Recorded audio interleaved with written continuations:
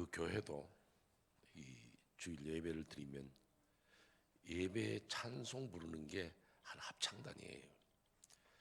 그리고 그분들은 노래가 끝나면 앵콜을 하고 또 박수를 치잖아요. 근데 그 교회에서 부흥회가 설교가 끝나니까 박수를 치더라고요.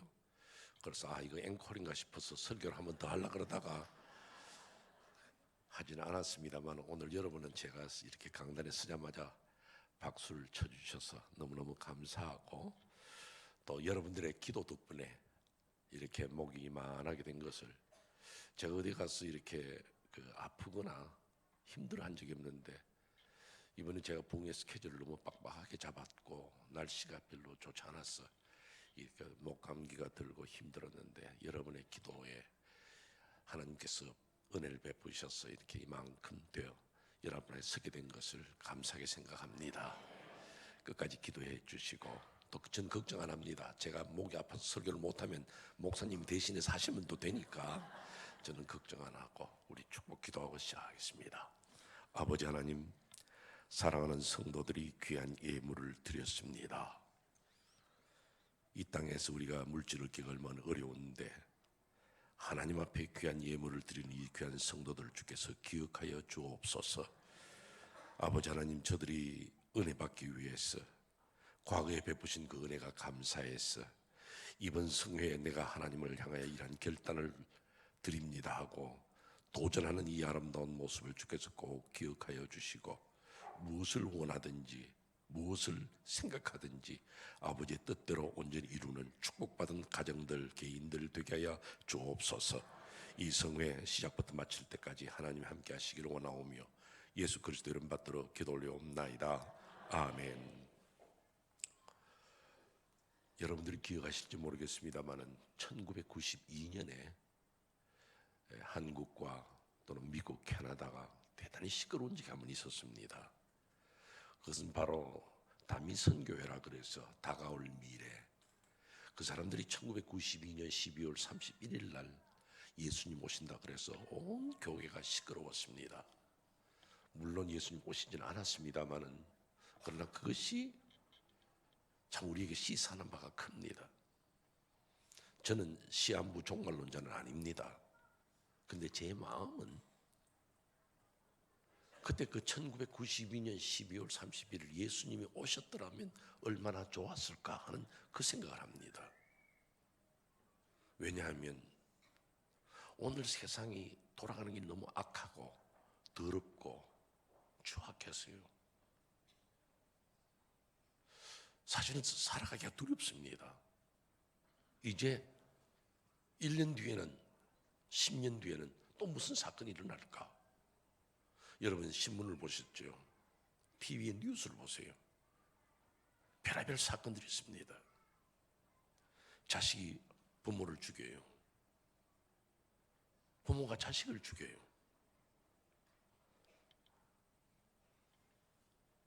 각가지의 문제들을 보면서요, 세상이 악해지려면 얼마나 더 악해질까?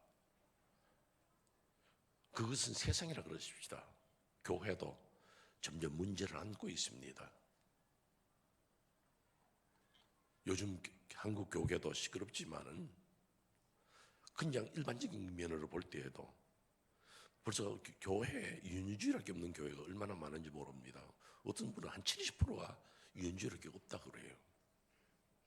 그럼 유언주의랄 게 없어지면 조금 있으면 중고등부 없어집니다. 그러면 앞으로 한국 교회는 어떻게 될까요? 정말 우리가 심각한 이 시대, 정말 어려운 시대에 우리가 살고 있습니다. 참 가슴이 답답하거든요. 그럴 때 우리는 뭔가 생각할 수 되잖아요. 여러분, 전문가가 있습니다. 사진 전문가, 사진 작가는요, 카메라를 들고 다니면서 사진을 찍습니다. 그러나 아무 데나 가서 척척척척 안 찍어요. 자기가 보는 구도가 있습니다. 요거를 찍어내야 되겠다. 그래서 거기서 사진을 착 찍고 찍습니다. 화가가 그림을 그린다고 아무 데나 캔버스 갖다 놓고 막 안 그립니다. 자기가 원하는 것을 그려냅니다. 왜요? 전문가니까. 시인을, 저는 참 시인을 존경합니다. 혹시 이 자리에 시인이 계시면 저의 존경을 받으시기를 바랍니다. 참 전 책은 3권 써봤는데요, 칼럼도 쓰고 우화집도 써봤는데 시는 못 쓰겠더라고요. 야, 어떻게 하면 시를 그렇게 잘 쓸까? 전 시인을 존경해요. 제가 시 하나를 소개하겠습니다. 저 시 좋아하거든요. 시의 제목이 뭐냐 하면 소리가 들린다예요. 소리가 들린다. 아마 그 시는 겨울이 지나가고 봄이 될 때에 쓰여지던 시 같아요. 첫 줄이 이렇게 시작합니다. 아스팔트 녹는 소리가 들린다. 제가 자동차 운전을 한 40년 했거든요. 근데 자동차 타고 한번 아스팔트 왔다 갔다 해도요, 아스팔트 녹는 소리 한 번도 못 들었어요. 근데 시인은 듣는데요. 왜? 전문가니까. 감성이 있어요. 둘째 줄이에요. 개나리인지 백합인지는 모르겠어요. 근데 이렇게 표현합니다. 아스팔트 녹는 소리가 들린다. 개나리 피는 소리가 들린다. 여러분 여기 귀 한번 갖다 대보세요. 꽃 피는 소리 들리는지. 근데 시인은 듣는데요. 그래서 시인이죠. 그 전문가죠. 그러면 오늘 이 시대를 살면서 여러분, 신앙의 전문가인 여러분들은 이 세상을 보고 뭘 듣습니까? 신앙의 전문가인 여러분들은 이 시대를 어떻게 보고 있습니까? 뭘 봤어요? 그냥 이거 왜 이런 사건이 생겼지? 앞으로는 어떻게 살지? 이것이 아니고 이때 그리스도인은 뭘 해야 될까? 각성이 있고 각오가 있어야 되잖아요. 생각이 있어야 되잖아요. 저는 형제가 참 많습니다. 우리 형제가 8남매예요. 우리 부모님도 8남매였대요. 근데 원래는 우리가 10남매였는데 제 위에 누님이 한번 세상 먼저 떠나고 밑에 여동생이 세상을 떠나서 우리가 8남매인데 아들 넷, 딸 넷. 저는 아들로서 둘째예요. 그런데 참 이상하게요, 우리 아들들은요, 결혼만 하면 딸부터 먼저 낳았습니다. 우리 형님은 딸만 5을 낳았어요. 영실이, 은실이, 현실이, 인실이.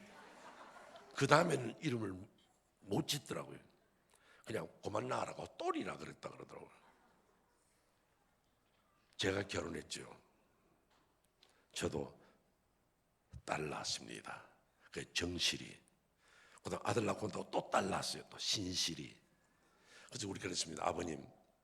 아버님이 자꾸 열매 실자로 자꾸 이름을 지으니까 그 딸만 낳는데 그 실자로 이제 이름 짓지 마세요 그랬습니다. 우리 아버님 하시는 말씀이, 야, 딸고만 낳아라, 실자로 이름 지을 거 없다 그러시더라고요. 제 막내 동생이 결혼했습니다. 뭐 낳겠어요? 또 딸 낳았어요. 딸 낳으니까 우리 아버님 이번에는 실자로 이름 안 짓고 고들 정자에 믿을 신자, 바른 믿음. 얼마나 좋아요. 잘 됐구나 했는데 시골에 계시는 저희 어머님이 제 동생 집에 한번 가셨어요. 가셔서 그 집에 며느리를 찾을 때에 며느리 이름 안 부르자고 아이 이름 부르잖아요. 그래서 제 어머님이 제 동생 보고, 야, 정신이 있나? 그랬습니다. 그래 제 동생이 나갔습니다. 그래. 그 정신이 언제 들어오는데? 그러니까 한 2시간 있다 들어옵니다. 그래서 여러분 웃으셨죠? 제가 여러분에게 묻죠. 여러분은 정신이 있느냐 없느냐 이거예요. 예수 그리스도의 정신이 있느냐 없느냐 이거죠. 예수 그리스도의 시선을 가지고 세상을 보느냐? 예수 그리스도의 귀를 가지고 세상의 소리를 듣고 있느냐? 우리는 오늘 좀 심각해져야 합니다. 그래서 제가 이번에 여러분들과 함께 나누는 말씀이 시대를 보라는 거예요. 신앙의 눈을 뜨고 이 시대를 보자는 거죠. 정신을 바짝 차리고 여러분께서 읽으신 시편 2편 1절에서 12절 말씀, 제가 두 부분으로 나누어서 말씀을 드리려고 합니다. 제가 매번 부흥회 때 말씀을 드리는데 제 설교는요 굉장히 간단해요. 근데 뭐 적으려고 그러지 마세요. 여러분 적어가지고 집에 갖다 놓으면 어디 놔둔지도 몰라요.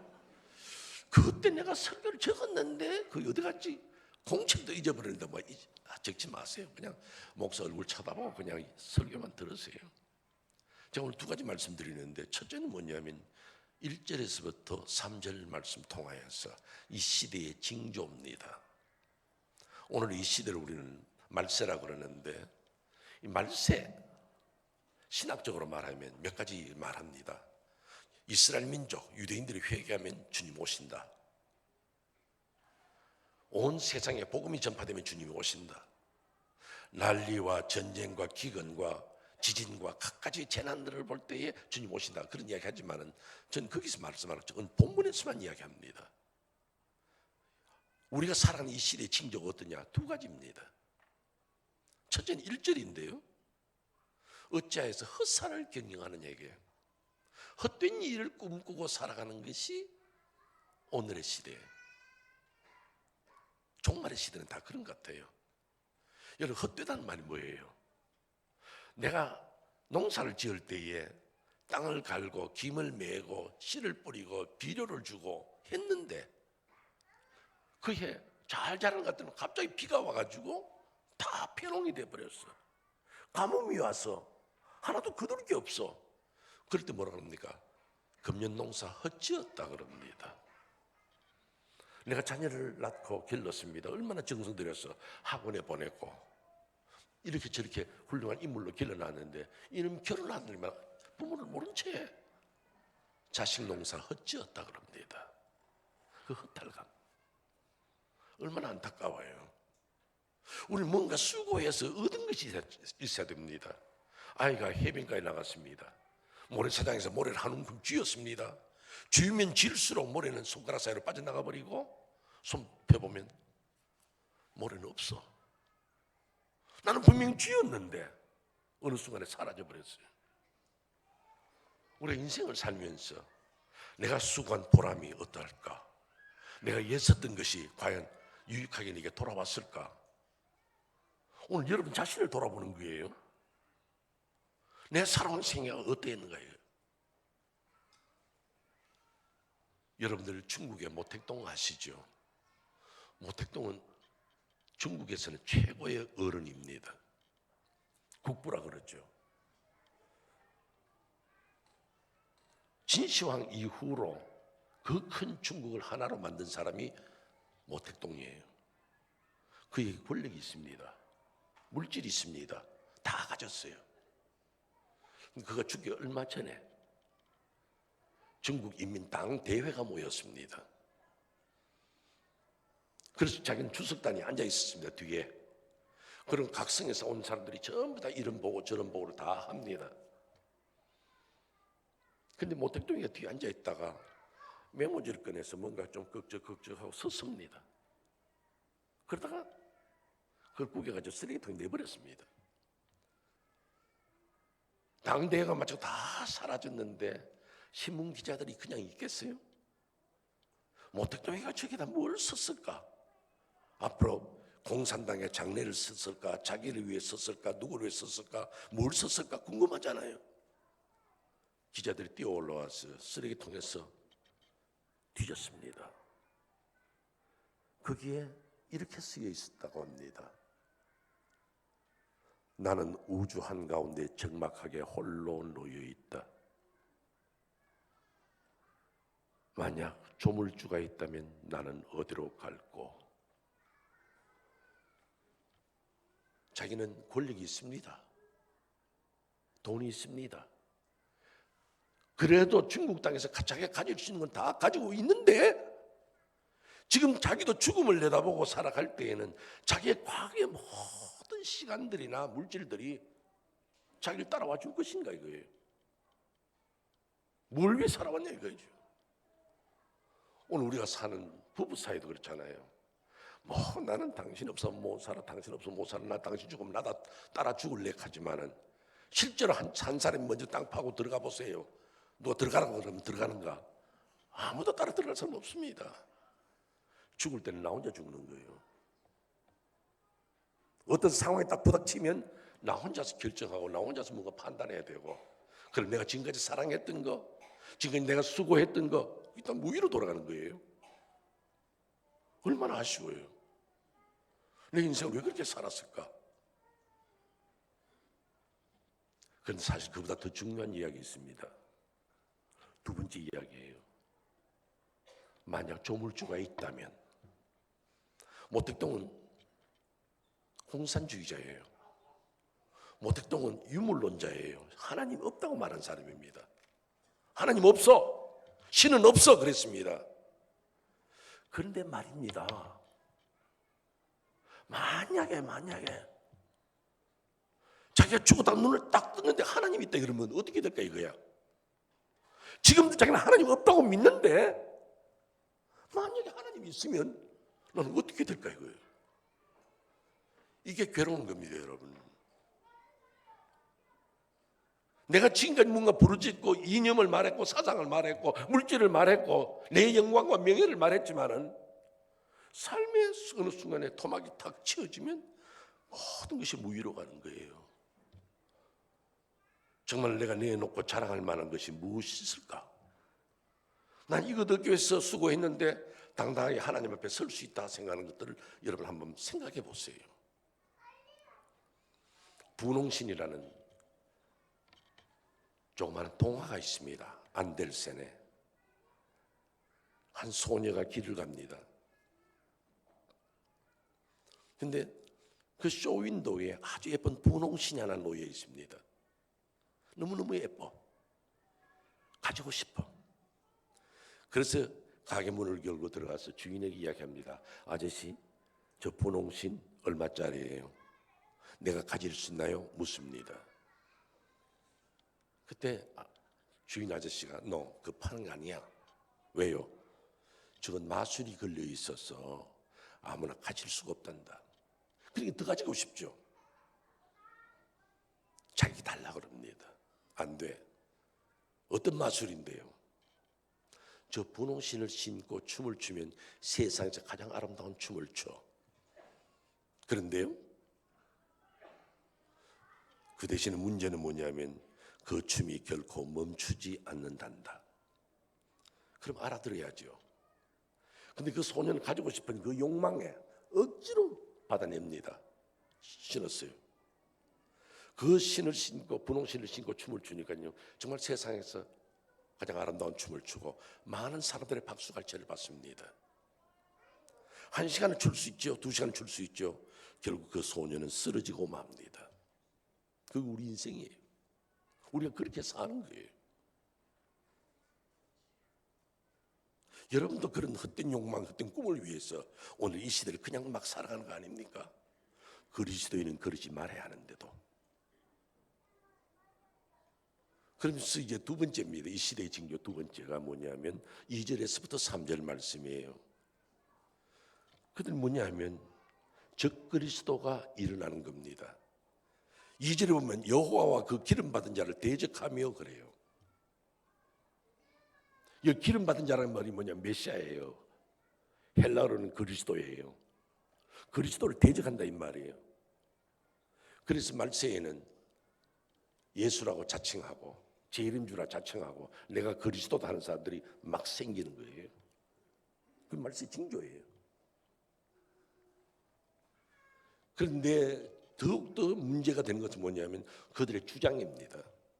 적그리스도들이 나타나서 오늘날 사람들의 마음을 흔들어 놓고 교회를 흔듭니다.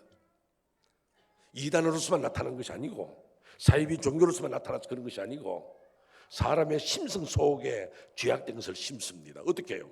오늘 이렇게 말하죠. 본문이 그 맨 것을 끊고 그 결박을 벗어버리자도다 그럽니다. 맨 것을 끊으면 얼마나 좋아요. 자유니까요. 결박했다가 풀어주면 얼마나 좋아요. 근데 그게 아니에요. 원래 인간은 죄성을 가지고 태어났기 때문에 가만둬도 죄를 짓게 되어 있습니다.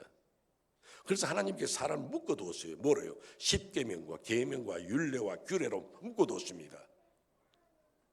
그래서 하나님께서 십계명 속에서 우리를 하라 하지 말라 묶어둔 거예요. 그런데 이단과 사이비가 오늘 세상에서 속칭 인권을 말하는 사람들이 그걸 다 끊어버립니다. 마음대로 살아라는 거예요. 그래서 어떻게 자식이 부모를 죽입니까? 부모가 자식을 어떻게 죽입니까? 그것을 끊어버리니까 내 마음대로 사는 거예요. 내 마음에 안 들면 자식은 누구와 상관없이 죽이는 거예요. 남의 물건을 도둑질하면 안 되는데도 불구하고 탈세를 해가면서라도 남의 집 물건을 훔쳤어라도 나만 잘 쓴다 생각하게 만드는 것이 오늘의 세대예요. 나 돈이 필요해. 부자는 어떻게 벌었는데 난 몰라. 나는 소유하고 싶다. 그 욕심에 그렇게 세상을 엉망으로 만드는 거예요. 성경이 뭐라고 말하냐가 중요한 게 아니에요. 하나님이 나를 어떻게 보냐가 중요한 게 아니라 내가 지금 만족할 수 있느냐. 난 자유롭게 살고 싶다 이거죠. 이것이 우리에게 큰 유혹입니다, 여러분. 제가 하나 예를 들어서 말씀을 드리죠. 지금 제가 살고 있는 캐나다는요, 굉장히 자유적이고 급진적인 나라예요. 지금부터 제가 이민 가서 얼마 안 됐을 때 하면 또 여러분은 지금 설교를 듣는 게 아니고 몇 년도에 갔을까 그 생각하고 계시죠. 내가 다 여러분 마음을 읽어요. 75년도에 갔어요. 75년도에 이민 가서 또 이러면 또 그러면 몇십 년 살았을까 또 그 생각하고 있죠. 그냥 설교는 그냥 들었어요. 그냥 한 10여 년 됐는데 그때요 캐나다에 있는 어느 교단, 연합교단인데요. 그 교단은요 동성애자도 목사 안수 받을 수 있는 교단이 생겼어요. 성경은 분명히 동성애 안 된다 그러는데도 그걸 허용하는 교단이 생겼어요. 그러다가 지금부터 10여 년 전에요 캐나다는 법제화했어요. 동성애도 정상적인 결혼이다. 그것이 굉장히 무서운 법입니다, 여러분. 미국이 지금 그렇게 돼 있잖아요. 이제 한국에도 곧 들어오거든요. 성경이 뭐라고 말하냐가 중요한 게 아니고 내가 즐길 수 있냐 그거예요. 그러면 여러분 또 이제 법으로 바뀌면요. 예를 들어서 제가 동성애자들 보고 저 동성애자들 봐라 하고 손가락질 하잖아요. 법적으로 걸립니다. 제가 벌금을 내든지 형을 살아야 돼요. 목사가 강단에서 그건 죄입니다 하면 그 사람들이 고소하면 내가 걸려요. 왜요? 법으로는 괜찮다는데 왜 목사가 안 된다 그래? 앞으로 캐나다 교회나 미국 교회, 한국 교회 그것 때문에 진보 좌파 다 보수 다 갈라집니다. 성경대로 살아야 된다. 예전에는 신사 참배 문제로 교회가 갈라졌죠. 이제는 아닙니다, 여러분. 성경대로 살 것이냐 아니면 어느 정도 맞춰갈 것이냐 그 시대 속에 떨어지는 거예요. 법이 바뀌어지면요, 국가 법이 바뀌어지면 그 다음 따라오는 게 교육법이에요. 캐나다의 교육법 바뀌어졌어요. 잠깐만 이야기하죠. 좀 더러운 이야기이기 때문에요. 6살만 되면 초등학교 유치원 들어가잖아요. 6살에 유치원 들어가면 벌써 그 아이들에게 성적인 모든 기구를 가르쳐줘요. 7살 되면요 성생활을 가르쳐줘요.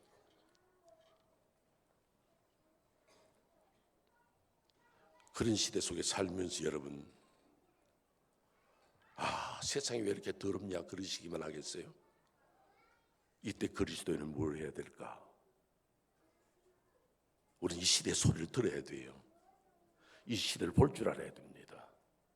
거기서 우리는 우리의 길을 찾고 하나님의 사람답게 살아가기를 위하는 그리스도인들이 되시기를 주의 이름으로 축원합니다.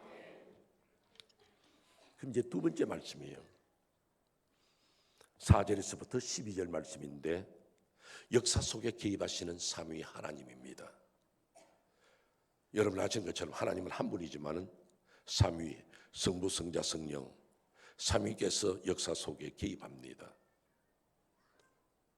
인간이 아무렇게나 살 때에 하나님은 역사 속에 들어오십니다. 한 예를 들어 말씀드리면 노아 홍수 때 혼인한 사람들이 바벨탑을 짓습니다. 그때 비가 넘어와서 혼났는데 바벨탑 높이 쌓으면 우린 그 위에서 살지 않겠느냐. 바벨탑을 지을 때 하나님께서 창세기 11장에서 이렇게 말씀하지요.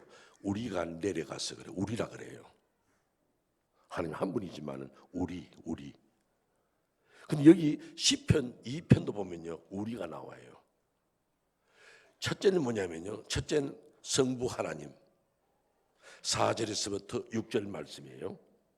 성부 하나님의 웃으심이 나옵니다. 이렇게 말씀합니다. 하늘에 계신 이가 웃으심이요. 하늘 웃고 계신단 말이에요. 그가 비웃으시리로다 그럽니다. 참 이 말씀 우리는 심각하게 받아들여야 됩니다. 제가 이번에 부흥회 때 여러분들에게 몇 번 말씀을 드릴 겁니다. 여러분 신앙생활 하는 거요. 저분을 항상 의식하세요. 내가 지금 가정생활하는 것을 저분이 어떻게 보고 계실까? 내가 지금 이런 사업을 하고 있는데 저분이 이 사업을 어떻게 보고 계실까? 내가 지금 이 인해교회를 섬기는데 저분은 나를 보고 어떻게 생각하실까? 근데 하나님께서 웃으실 때에 좋아서 웃을 수도 있고 비웃을 수도 있어요.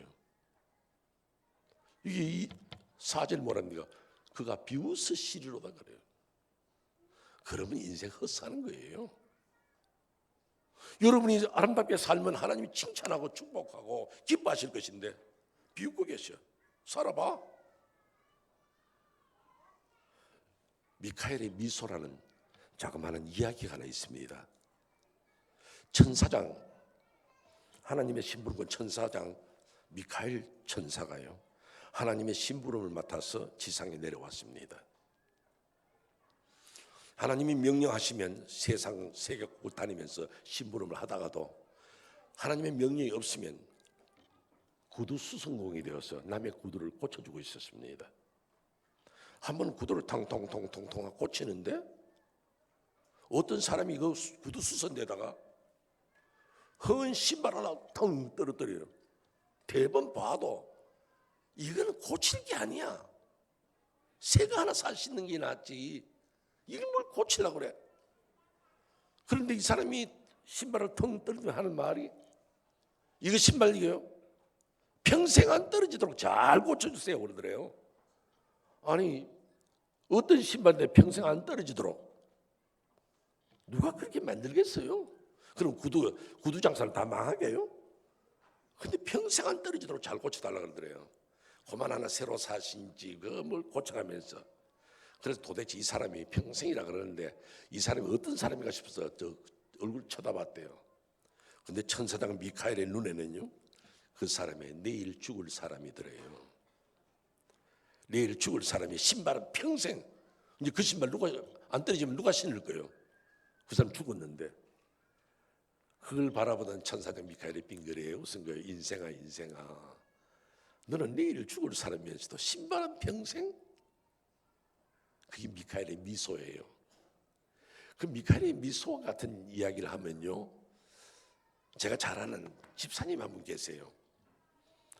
그분은 제가 대구에서 조금 목회할 때 같이 계시던 집사님인데 저하고는 연배가 비슷해서 참 가깝게 지냈습니다. 그런데 그분 직업이 뭐냐면 치과 의사예요. 근데 그분은 저를 보고 항상, 목사님, 나 치과 병원에 있으면 재미난 일 많습니다 그래요. 혹시 여기 또 치과 의사 하는 분 계시거든요. 용서하고 들으세요. 저는 치과 의사 하나도 재미없을 것 같아요. 자긴 재밌대요. 여러분 치과 의사 그 입 조그마한 거 들다 보고 갈갈갈갈 하는데 그 뭐가 그 재밌겠어요? 근데 그분은 재밌대요. 그래서 내가 물었습니다. 뭐가 그리 재밌습니까? 그러니까 아유, 병원에 오는 사람마다 똑같대요. 뭐 털니를 고치러 왔든지 충치를 떼우러 왔든지 이가 부러졌더니 아이고 선생님 하고 온대요. 뭐 아프니까 왔지 뭐 건강한데 왜 오겠어요? 오는 사마다 아이고 선생님 그러고 온대요. 그리고 두 번째 똑같은 말 한대요. 다시는 안 오도록 잘 고쳐달라 그러는데요. 다시는 안 고쳐도록. 다시 안 오면 치과에서는 뭐 먹고 살겠어요. 그런데도 다시는 안 오도록. 왜냐하면 치과병원 와서 벌써 마취제 놓을 때 아프지요. 그 다음에 또 마취제 놓을 때 아프진 않은데 그래도 전부 의자 옆을 쥐고 다다다다 떨잖아요. 그게 싫어서 다시는 안 오겠다는데 그 집사님 자기도 또 똑같은 말 한대요. 그분은 경상 대구 분이니까 그분 표현대로 그대로 할게요. 보소, 하나님이 만들어준 이빨도 부숴서 왔는데 사람이 만들어준 거 몇 년 가겠다고 다음 또 써 그런데요. 야, 나 그 이야기 듣고 나 명답이다, 명답. 그랬어. 하나님이 만들어주신 치아도 부러뜨려 왔는데 사람이 만든 거 평생 절대로 다시는 인간은 안 됩니다, 여러분. 언제나 우리는 인간이 연약함을 알아야 돼요. 여러분들의 자녀들이 책상 서랍에다가 뭘 넣어놓고 있잖아요. 막 구슬도 있고 딱지도 있는데 자랑합니다. 엄마, 요 구슬은 요거는 진짜 비결로 내가 탁 치면 막 잘 맞아. 요건 보배야, 보배. 딱지도 그 뭐 별거 있어요? 그냥 이렇게 종이 접은 건데도 내가 요가 탁 치면 저기 휙 넘어가고 이게 진짜 보배라는 거야. 이건 딱지 다른 애들 10개, 20개 갖다 줘도 안 바꿔줘. 그렇지만 여러분이 그 서랍 열어보면요 한심해요. 에이구, 네가 언제 처리될래? 그거 가지고 무슨 큰 보물이냐? 돈 10,000원이면 몇 개든지 살 수 있는 건데도 보물단지처럼 안고 댕기고 누가 건드렸다가 하면 막 짜증내고 부모가 볼 때는 웃잖아요. 오늘 여러분들이 인생 사례를 보면요 나는 대단하다, 나는 이건 막 이런 게 세상에 없다 하지만은 저분은 나를 볼 때에 노 아무것도 아니야. 하나님이 나를 어떻게 보시나 생각해 보라니까요. 저분이 나를 어떻게 볼까? 그분 앞에서 신중해야 되고 그분 앞에서 기쁨을 드려주셔야 되고 그분의 마음에 들어야 되지 않겠어요? 그게 우리 신앙생활인데요. 우리 예전엔 한국 사람들이 굉장히 가난했습니다. 예전에요.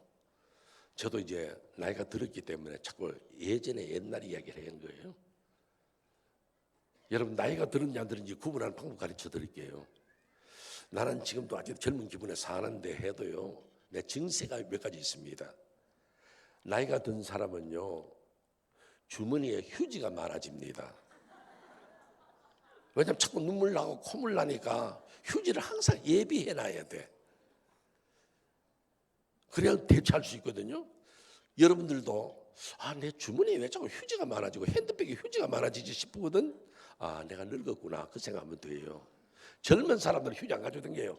옆에 있는 권사님 보고 휴지 좀 주세요 하면 여기 있다 하고 내준다고요.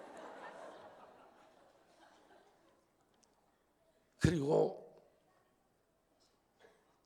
또 나이가 든 증거는요 착각을 잘합니다. 옛날에는 요 또랑 요 폴짝 뛰었어. 그래서 옛날 생각만 하고 폴짝 뛰다가 넘어져가지고 발목이 삐고 골관절이 상하고 그런 거예요. 착각을 잘합니다.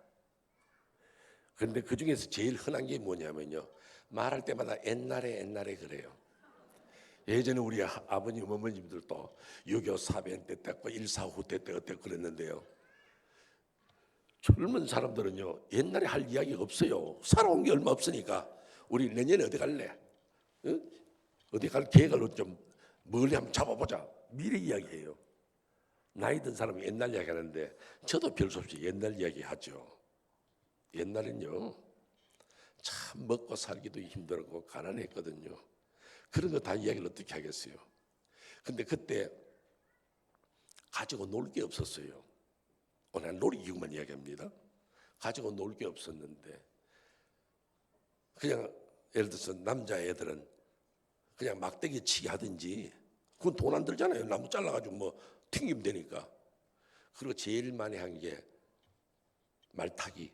요즘도 합디다마는 뒤 친구들 궁뎅이나 머리에 쳐박아가지고 기다랗게 해가지고 뒤에서 풀쩍 뛰어와가지고 그 다음에 그 위에 올라타가지고 그다음 가위바위보 하는데 지면 또 해야 되고 이기면 또 하고 그게요. 지금 50대 60대 허리 아픈 게 다 그때 골병 들은 거예요. 골병 들은 거예요. 그 다음에 소꿉장난 놀이 해야 돼요. 그때는 소꿉장난 가지고 놀 게 없었거든요. 뭐 소꿉장난 하려고 그릇도 있어야 되고 해야 되는데 아무도 없잖아요.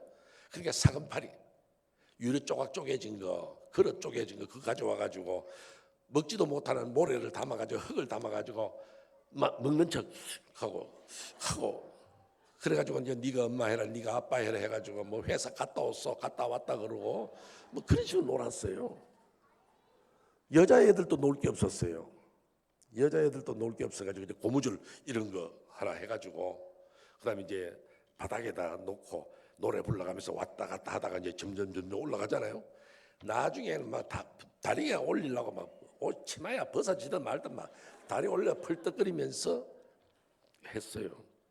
그러면 또 남자애들은 또 여자애들 고무줄 끊는 게 무슨 큰 공을 세우는 것처럼 와가지고 칼로 고무줄을 베어버리면 욕을 하면서 또 이어가지고 또 너덜너덜하게 해가지고 이제 또 고무줄했던 그 기억이 있어요. 그런데요, 그때 남자 여자가 공동으로 놀 수 있는 게임이 있었습니다. 그게 뭐냐면요, 땅 뺏기 놀이예요. 그럼 이제 땅 해보셨나요? 제가 이 나이가 들어서 소리가 안 들려요. 여러분 해보셨나요? 그런 이야기 할 필요 없는데 땅바닥에다 사각형을 그려놓고 그 다음에 여기다 반뼘을 그리잖아요. 근데 또 그 뭐 대단한 거라고 너는 왜 못을 길게 잡아가지고 뼘을 크게 그렸냐 그러고 그 별거 아닌데 또 이제 저쪽에 친구도 또 반뼘을 그리고 반뼘을 그려가지고 이제 서로 사금팔을 튕겨가지고 세 번 만에 들어오면 내 땅, 네 땅, 내 땅 그렇게 했죠. 땅을 다 정리하고 난 다음에 또 이제 친구 땅을 먹어 들어가고 친구 땅이 먹어 들어옵니다. 그렇게 한참 놀아요.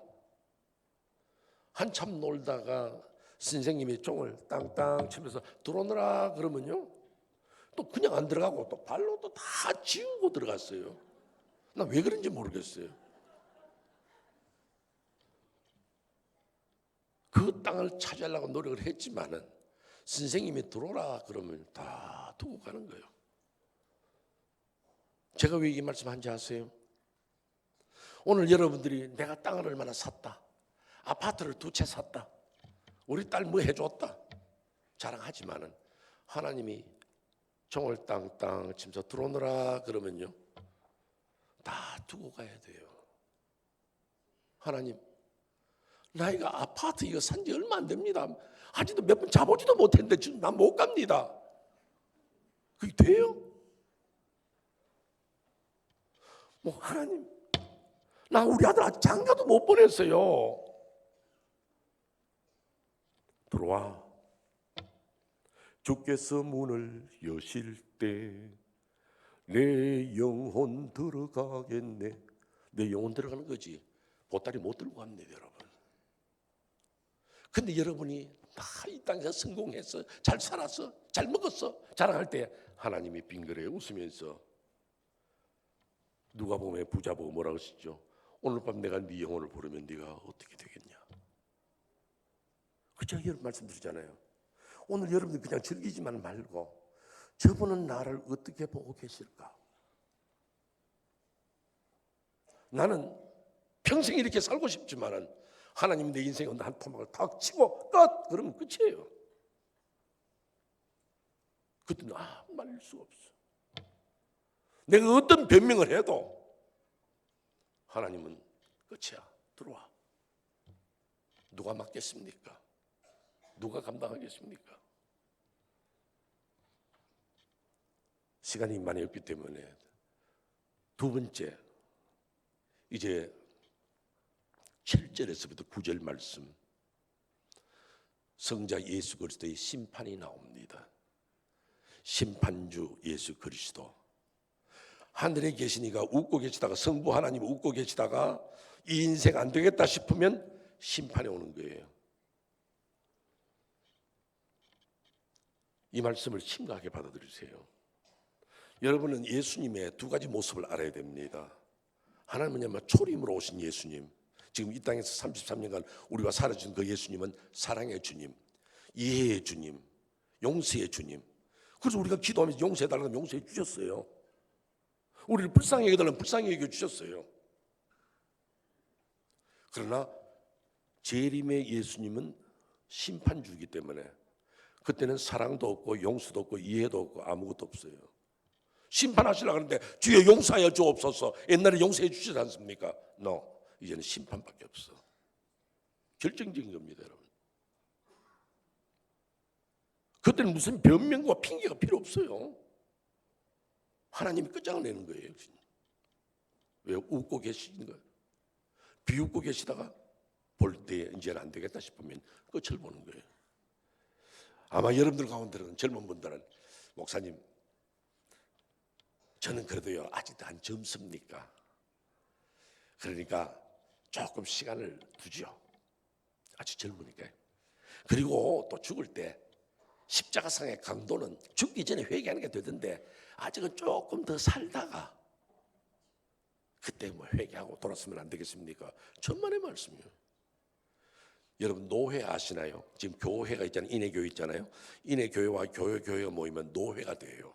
그럼 노회가 모이면 총회가 되는데 어느 노회에 연세가 제일 많은 어른이 세상을 떠났어요. 그러니까 그 다음으로 나이 많은 목사님이 그 장례식 주례를 하고 하관하고 산에서 내려옵니다. 산을 내려오는데 산비탈이 험한지라 내려오는데 힘드니까 젊은 목사가 옆에서 부축하면서 산을 내려옵니다. 근데 또 그 젊은 목사 입에 또 촉새라 또 한마디 했습니다. 다음에는 영감님 차례네요 그랬습니다. 그러니까 그 어른 하시는 말씀이 야 이놈아, 감은 홍시만 떨어지느냐 땡감도 떨어진다 이놈아.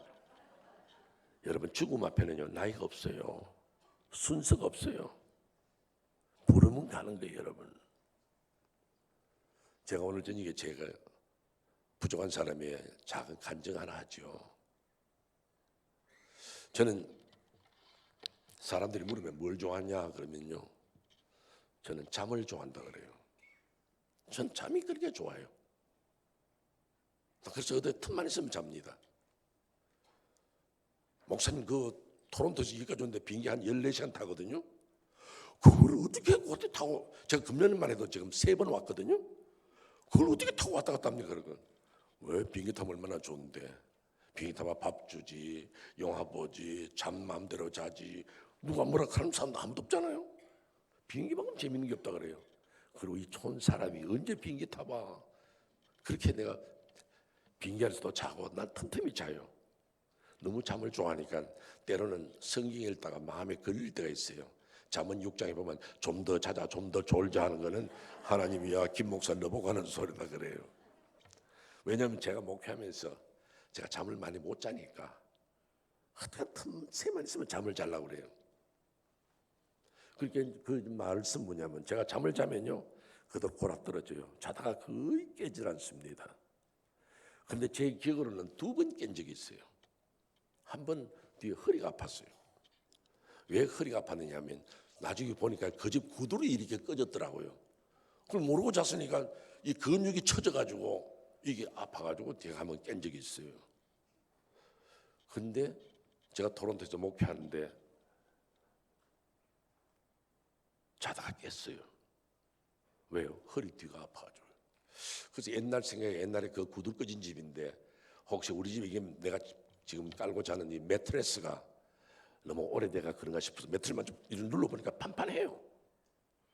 그런 매트리스 탓은 아닌데. 근데 얼마나 아픈지요. 그때 제가 한국말을 하나 배웠습니다. 내가 아는 말인데 실감했단 말이에요. 그게 안절부절하는 거예요. 이게 얼마나 아픈지요. 엎드려도 아프고 서 있어도 아프고 뭘 보여도 아프고 부풀려도 아프고 배에다 뭘 대도 아프고 이게 어쩔 줄을 모르겠어요. 얼마나 아픈지요. 그리고는 제가 뭐 죄송한 이야기입니다만 한 3, 4일 뒤에 제가 뉴욕에 부흥회 가기로 약속까지 해놨는데 이거 아파가지고 못 갈 것 같단 말이에요. 얼마나 아픈지 도움은 대책이 안 써요. 그럴 때 제가 하나님의 음성을 들었습니다. 제가 하나님의 음성을 들었다가 여러분 또 김 목사가 신비주의자처럼 김 목사야 사무엘 부르듯이 부르는 그런 소리 아니에요. 내 가슴에 하나님 못이 박히도록 부르신 거예요. 김 목사, 너 올라올래? 너 나하고 계산할까? 너 이렇게 목회할래?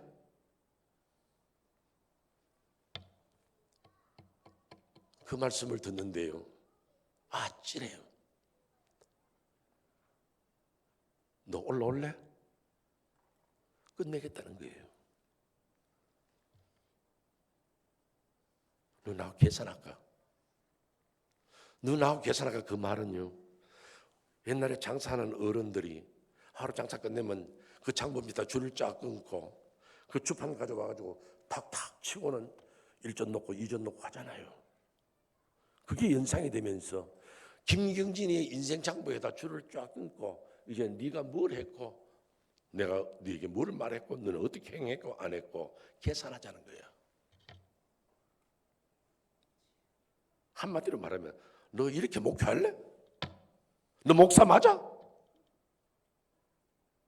네가 이렇게 밖에 내 양들 지킬 줄 몰라? 그 말이 지금. 내가 너를 목사로 만들었지만은 너 뭐하고 살아?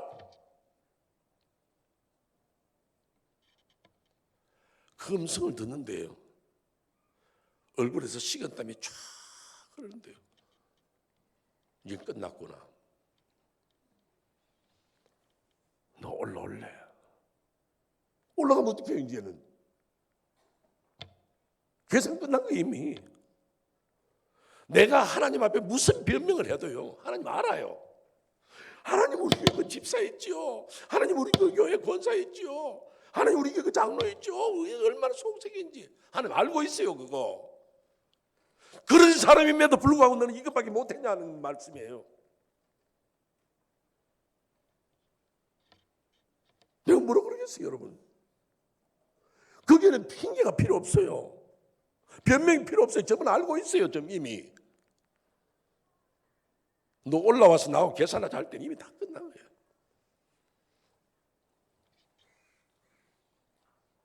제가 할 말이 없어. 그때 제가 딱 한마디 했습니다.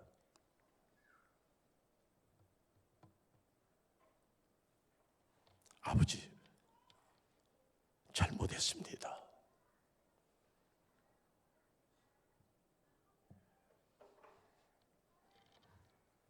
그게 다예요.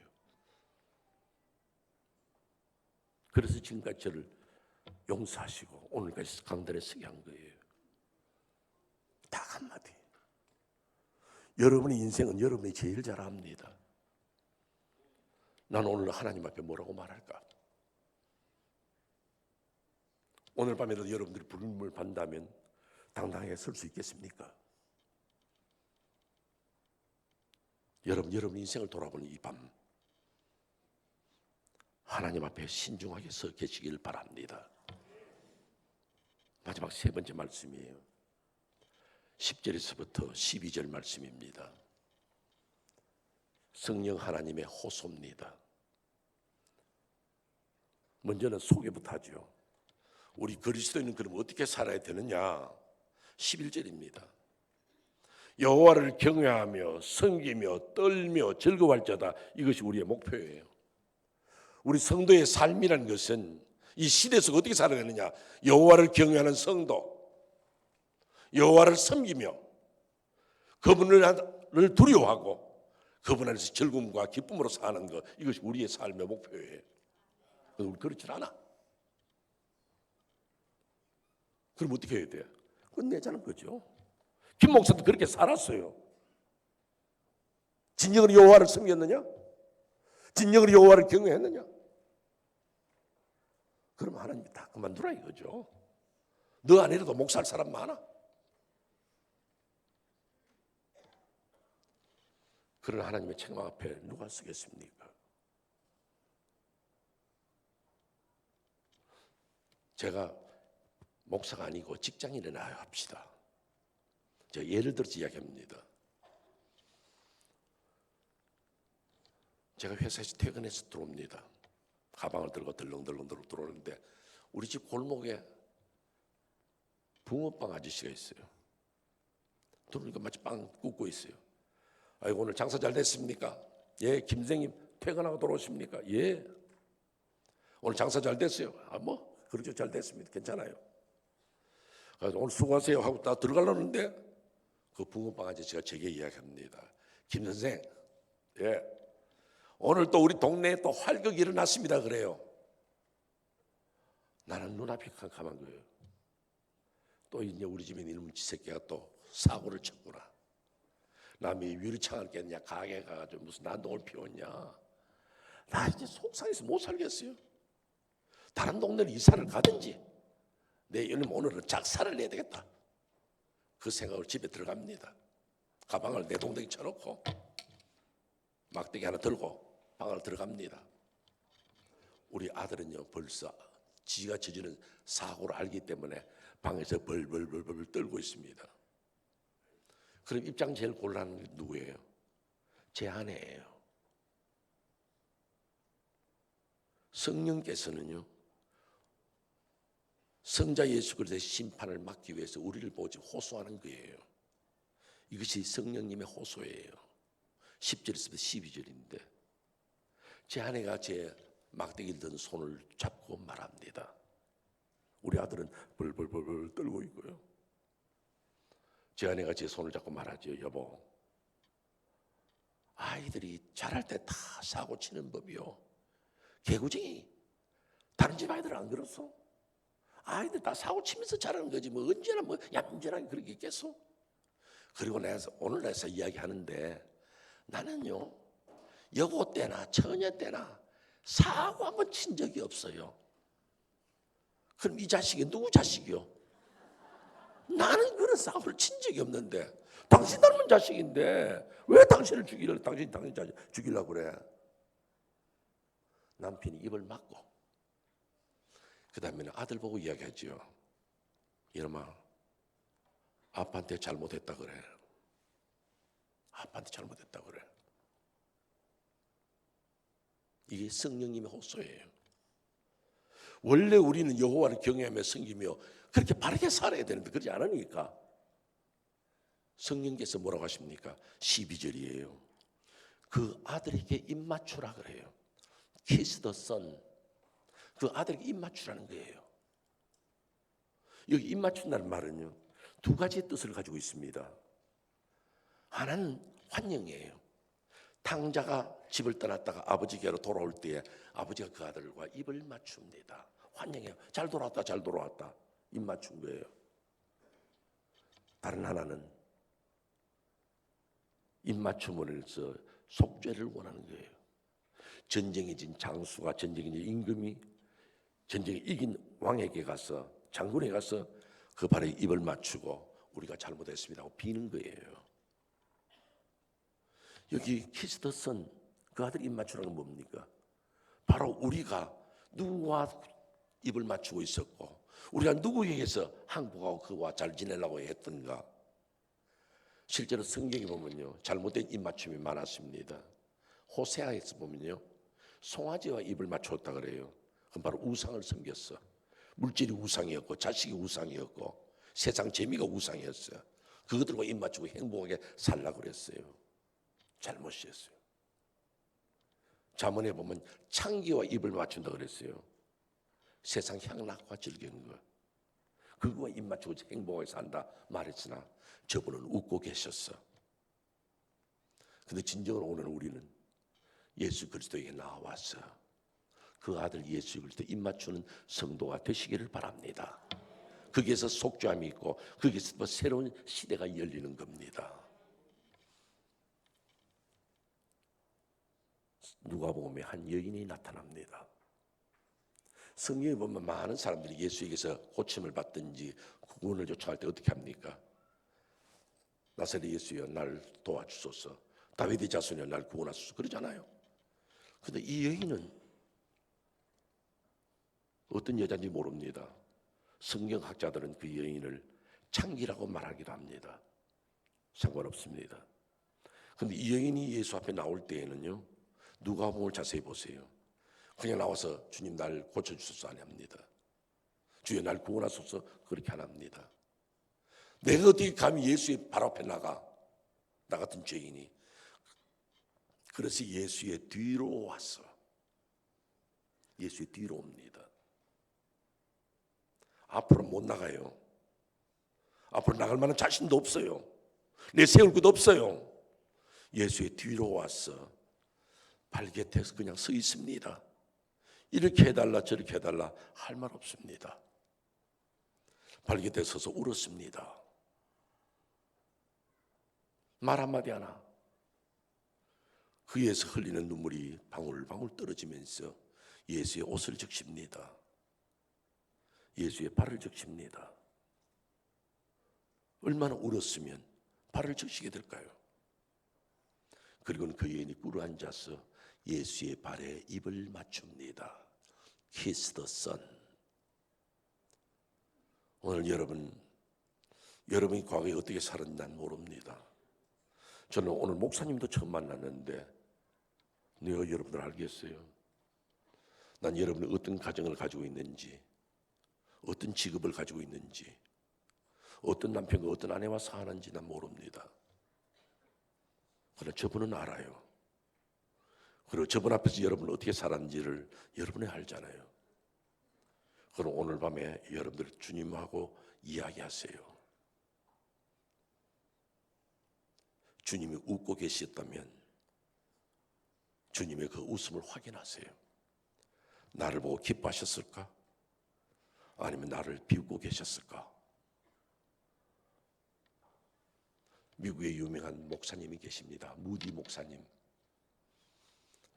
시카고에서 목회하시다가 유명한 미국의 부흥사였는데 그 목사님이 스코틀랜드에 여행을 가신 김에 거기서 부흥회가 열렸어요. 일주일 동안 부흥회를 합니다. 그런데 그 부흥회 때 많은 사람들이 참석했는데 한 여자가 참석을 했어요. 어떤 사람은 소녀라 그러기도 하고 어떤 사람은 젊은 여인이라 그러기도 합니다. 상관없습니다. 근데 그 여자는 원래 예수 믿던 여자가 아니야. 그냥 미국에서 유명한 목사가 와서 부흥회라는 걸 한다니까 구경 왔어. 앉아 있었어요. 앉아 있어 보니까요, 옆에 앉은 사람 보니까 다 인텔리전트한 사람이야. 남자들도 코트도 멋지게 입고 신사야 신사. 여자들 모자 쓰고 아주 드레스도 멋지게 입어. 너무너무 놀랐어. 자기는 너무 초라해. 아무것도 아니야. 그 여자가 이런 고백을 합니다. 나는 이쁘지도 않고, 나는 돈도 없고, 나는 배운 것도 없고, 나는 가진 것도 없는데 나도 예수 믿으면 괜찮을까? 나도 예수 믿을 수 있을까? 그러면서 참석을 했어. 그 다음 날 또 참석했어요. 여러분들 이번 부흥회 날 하지만은 이번 부흥회는 여러분 새벽이고 저녁이고 빠지질 마세요.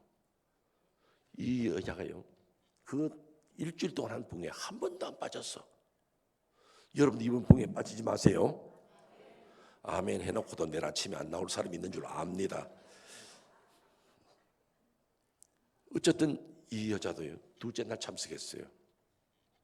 보니까 전부 다 막 배운 사람, 돈 많은 사람, 대단한 사람인데 자기는 점점 초라해지는 거예요. 나 같은 사람도 구원 얻을 수 있을까? 그러면서 첫날, 둘째 날, 셋째 날 참석했어요. 그런데 마지막 날 저녁인데 무디 목사님이 하나님의 사랑과 용서에 대해서 설교를 했어요. 하나님은 누구라도 다 사랑합니다. 가진 자든 못 가진 자든 배운 자든 못 배운 자든 누구든지 주님 앞에 나오면 그를 받아주시고 그의 모든 죄를 용서하여 주십니다 하고 선언했습니다. 그런데 이 아가씨가, 이 여자가요, 설교를 듣다가 못 견디겠는 거예요. 내가 물어보고 싶은 게 바로 그겁니다. 그래가지고는 설교 중간인데 강단 앞을 뛰쳐나왔습니다. 목사님, 나 같은 여자도 구원 얻을 수 있습니까? 나 같은 여자도. 그때 목사님 어떻게 설교하겠어요? 목사님이 강단을 내려갔습니다. 앞에 뛰어나오는 그 여인을 부둥켜 안고, 자매님, 탕자가 아버지께로 돌아올 때에 아버지는 그 모습 그대로 받아주었습니다. 너 냄새난다, 샤워하고 와. 너 옷이 뭐 이래, 옷 갈아입고 와. 그대로 안고 입을 맞추고 입을 맞췄어. 오늘 자매님, 이 모양 이대로 주님이 받아주신 일로 믿으시기를 바랍니다. 그때 이게 목사님의 어떤 설교가 더 은혜로웠어. 그때 이 찬양대에 앉아있던 엘리자베스 해밀턴이라는 여자가 그거를 시로 썼습니다. 그리고 그 시에다가 무디를 따라다니면서 찬송 불러주는 생키가 거기에다 곡을 붙였어요. 그것이 바로 우리 찬송 214장인 겁니다. 우리 같이 한번 불러보십시다. 214장입니다.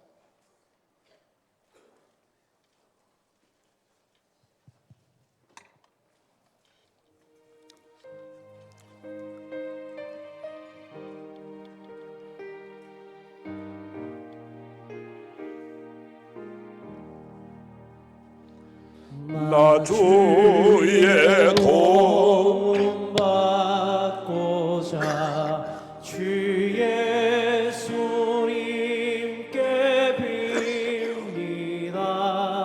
그 구원 허락하시사 날 받아주소서. 내 모습 이대로 주 받으소서. 내 모습 이대로 주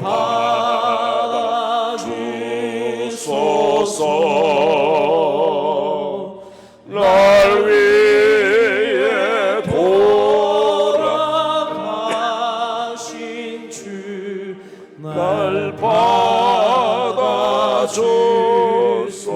3절 부릅니다. 3절. 내 힘과 결심 약하여 늘 깨어지기 쉬우니 주의 이름으로 구원해 날 받아주소서.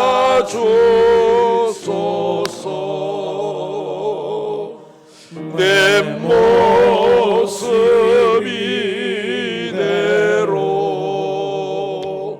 주 받아주소서.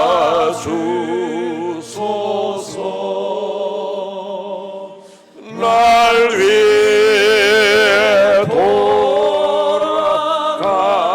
돌아가신 주 날 받아주소서. 내 주님 서신 발 앞에 나 꿇어 엎드려 내 주님 서신 발 앞에 나 꿇어 엎드렸으니 거하신 역사 이루게 날 받아주소서.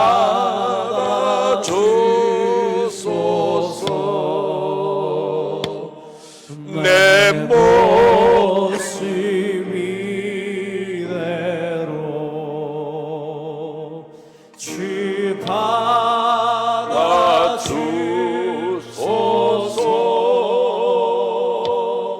날 위해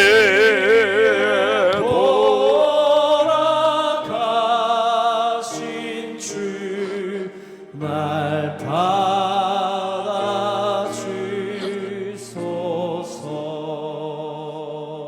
받아주소서. 이제 이제 우리 다 같이 머리 숙이시고 기도하겠습니다.